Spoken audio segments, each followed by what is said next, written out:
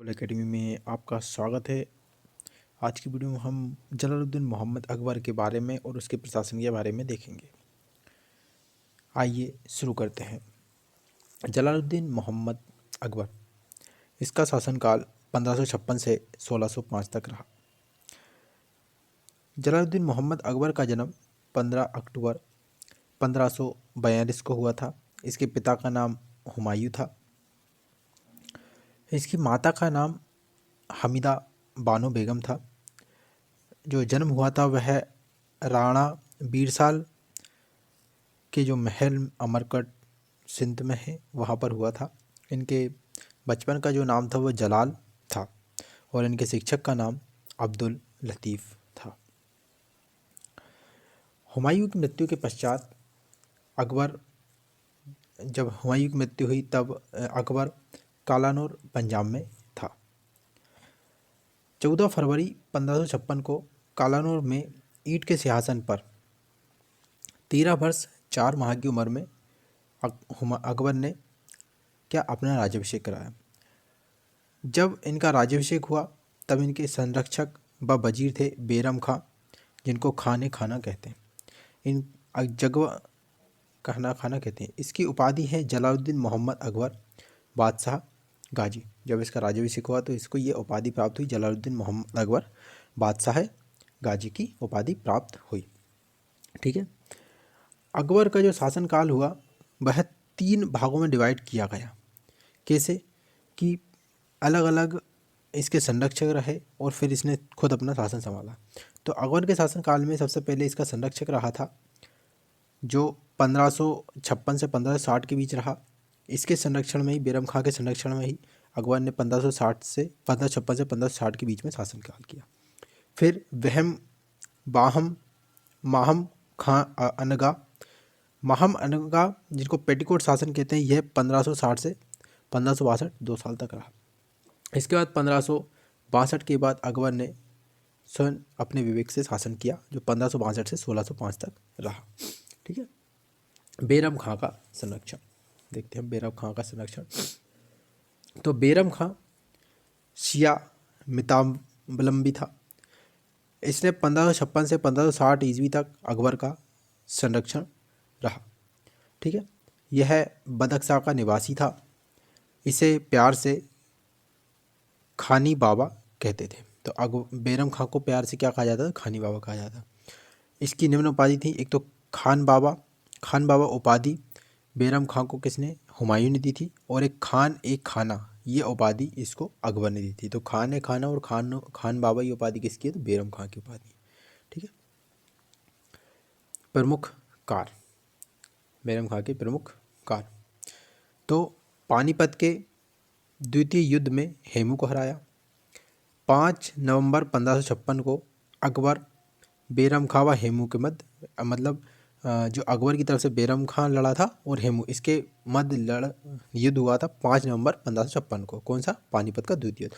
और इस युद्ध में बैरम खां ने किसको? हेमू को हराया था, मतलब अकबर की तरफ से ये लड़ा था। ठीक है।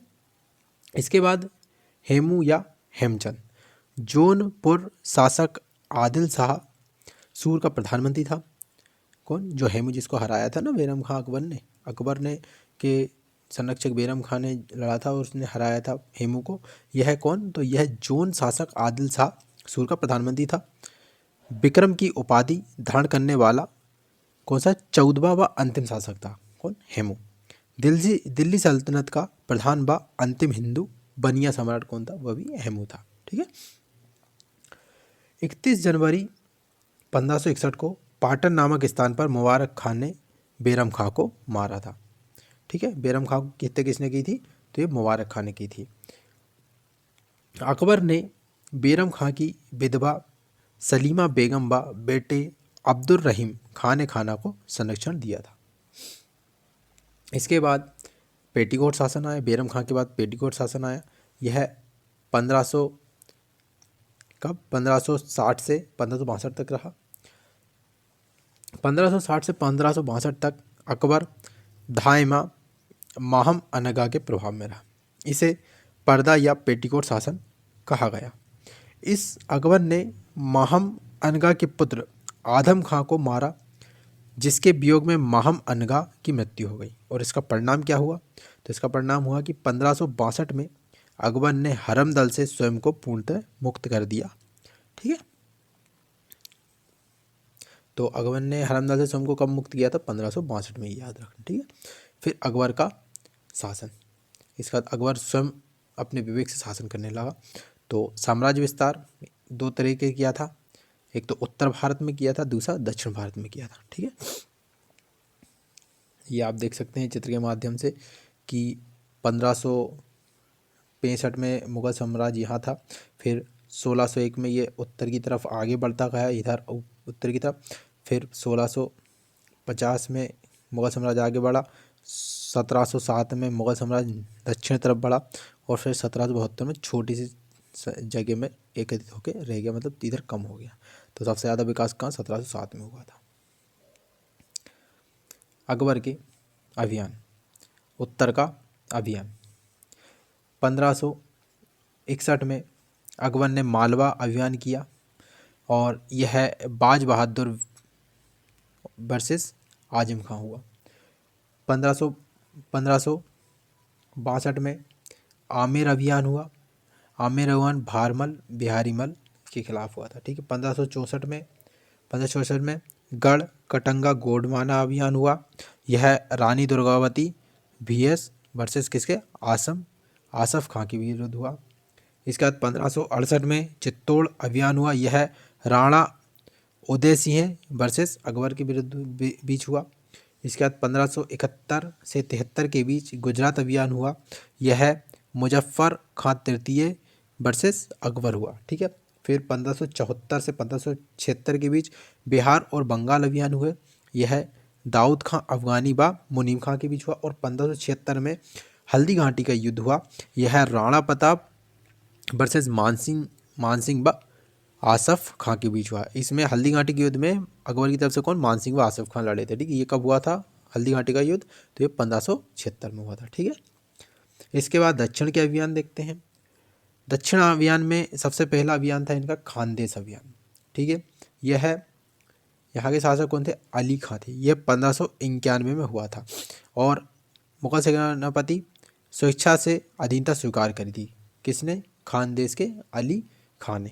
फिर अगला है दौलताबाद। यह चांद बीबी यहाँ का शासक था। ये 1599 में हुआ था।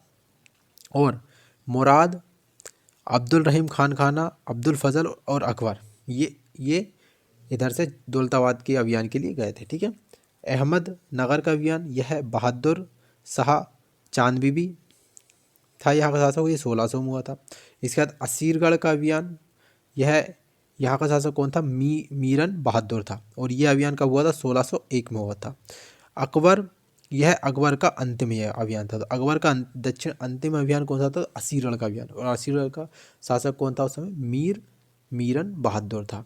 ठीक है, और 1601 में अकबर का अंतिम अभियान रहा था। इसके बाद कुछ प्रमुख अभियान जो हम देखते हैं, ठीक है, डिटेल में। तो सबसे पहले मालवा अभियान। मालवा अभियान 1561-1562 में हुआ। ठीक है, मालवा शासक बाज बहादुर बनाम आजम खां के मध्य हुआ। मालवा शासक बाज बहादुर और रानी रूपमती के काल में मांडू संगीत का केंद्र था। ठीक है, इसके बाद आमेर जयपुर से संधि 1562 में हुई। आमेर के शासक भारमल बिहारी मल ने बिना युद्ध के अकबर की अधीनता स्वीकार करी, और ये प्रथम राजपूत शासक था। ठीक है, भारमल। इसने पुत्री हरकाबाई, जिसको जोधाबाई या मरियम कहते हैं, मरियम उज मानी का विवाह अकबर से किया।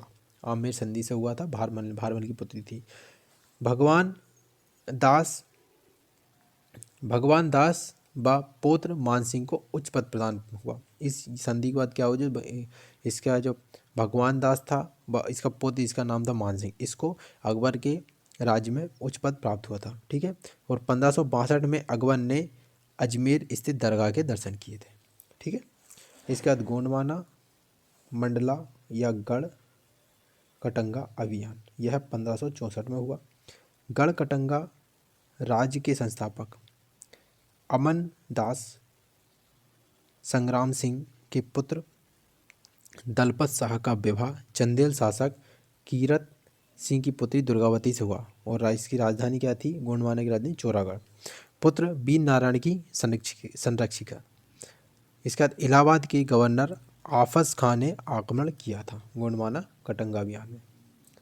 इसके बाद मेवाड़ चित्तौड़गढ़ अभियान, यह कब हुआ? तो यह 1567-68 में हुआ। राणा उदय सिंह बनाम विक्रम बनाम अकबर के बीच हुआ था। राणा उदय सिंह के दो सेनानायक को जयमल व फतेह सिंह, जिसको फत्ता कहते हैं, ने बहादुर से लड़ाई लड़ी, जिसके सम्मान में अकबर ने मूर्ति बनाई थी। कहाँ पर? आगरा में बनाई थी। ठीक है। 18 जून 1576 में मेवाड़ शासक महाराणा प्रताप व अकबर तथा अकबर के साथ कौन से? मानसिंह और आफस खां थे के मध्य हल्दी घाटी का युद्ध हुआ। हल्दी घाटी के युद्ध में के समय कुंभलगढ़ राणा प्रताप की राजधानी थी। ठीक है।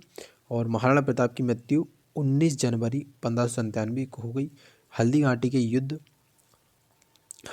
युद्ध के बाद राणा प्रताप ने डूंगरपुर के निकट चावड़ में नई राजधानी बनाई थी। महाराणा प्रताप के घोड़े का नाम चेतक और हाथी का नाम राम प्रसाद था। तो यहाँ पर हमें घोड़े का नाम याद रखना है, जिसका नाम चेतक था, और हाथी का नाम राम प्रसाद था। इसके बाद जब ये युद्ध हुआ तब कुंभलगढ़ इसकी राजधानी थी, और बाद में जो राजधानी बनी वह कौन सी? चावड़ में नई राजधानी बनी थी। इसके बाद गुजरात अभियान कब हुआ? तो 1571-73 में हुआ। मुजफ्फर खां तृतीय बनाम अकबर के बीच हुआ था। केम्बे गुजरात में पुर्तगाली में से मिला और पहली बार समुद्र देखा था। गुजरात अभियान को इतिहासकार स्मिथ ने सर्वाधिक द्रुतगामी कहा। आगरा में फतेहपुर सीकरी का बुलंद दरवाज़ा बनवाया था। ठीक है, अकबर ने। अहमदनगर अभियान बीजापुर के शासक आदिल शाह प्रथम की विधवा चांद बीबी बनाम अकबर के बीच हुआ, और ये मराठा यहाँ से क्या हुआ? अहमदनगर अभियान के बाद मराठा संघर्ष आरंभ हो गया था।